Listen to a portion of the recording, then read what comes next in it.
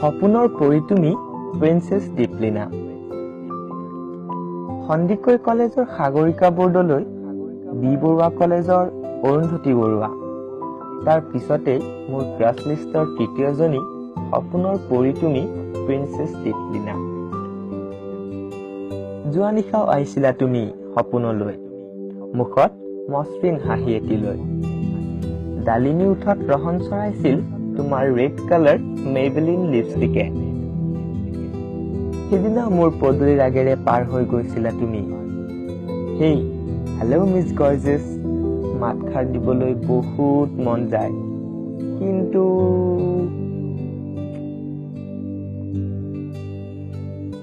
কিহতে জনাও বাৰু তোমাক, জানুৱাৰী মাহতো মোৰ বুকুত অহা ধাৰাসাৰ বৰষুণ জাকৰ কথা।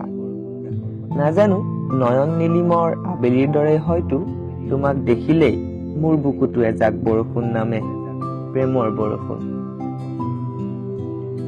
গছে গছে গা খেলাই অহা বতাহজাকে উৰুৱাই নিয়া তোমাৰ কজলা চুলিতাৰিয়ে মোৰ হাৰ্টবিটবোৰ অধিক ফাষ্ট কৰি তোলে। বতাহী তোমাৰ খোজ, নীলাভ তোমাৰ দুচকু, সোণালী ৰঙে সজোৱা সৰুকৈ তোমাৰ নাক চাহিটোৱে সকলোকে আকৰ্ষিত কৰে, জানানে মিছ দীপলিনা। কেতিয়াবা এনে লাগে যেন প্ৰকৃতিয়েও বতৰ ফৰকাল কৰিবলৈ তোমাৰ ডালিমী উঠৰ বেকা হাঁহিটিৰ বাবেই অপেক্ষা কৰে। যোৱাটো সোমবাৰে ফাইনেলি তোমাক মাত দিয়াৰ সাহস কৰিয়ে পেলালো। হেই, হাই মিছ দীপলিনা, কি খবৰ তোমাৰ? নাজানো, এক অবুজ শিহৰণ অনুভৱ কৰিছিলো তোমাৰ দুচকুত। খুবেই নম্ৰতাৰে উত্তৰ দি আছিলা তুমি। উফ, কিমান যে ধুনীয়া তোমাৰ মাতটো। মই হেৰাই গলো শূন্যতাৰ দেশত। তোমাৰ শেষৰ কথাষাৰহে মনত থাকিল।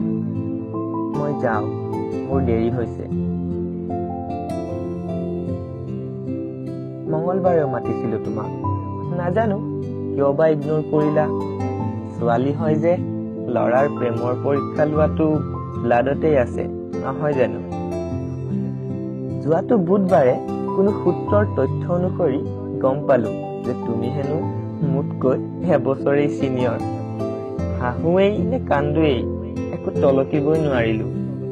ভাবিলো যা, এবছৰহে চিনিয়ৰ, হাইট জুখিলেতো মই চেম্পিয়ন। চাগে সেইবাবেই তুমি সিদিনা ইগনোৰ কৰিছিলা, কিন্তু জানিবলৈ পাই ভাল লাগিল যে অলপ হলেও তুমি মোৰ বিষয়ে ৰিচাৰ্চটো কৰিলা।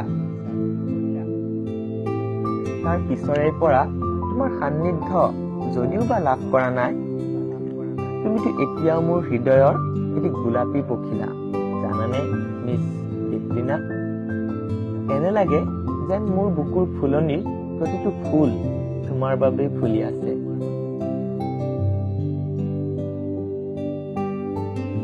ৰাতি পুৱাবৰ হল, সপোন ভাঙিবৰ হল।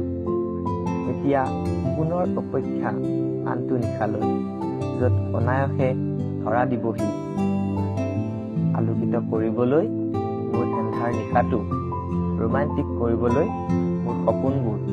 মোৰ ক্ৰাছ লিষ্টৰ তৃতীয়জনী সপোনৰ পৰি প্ৰিন্সেছ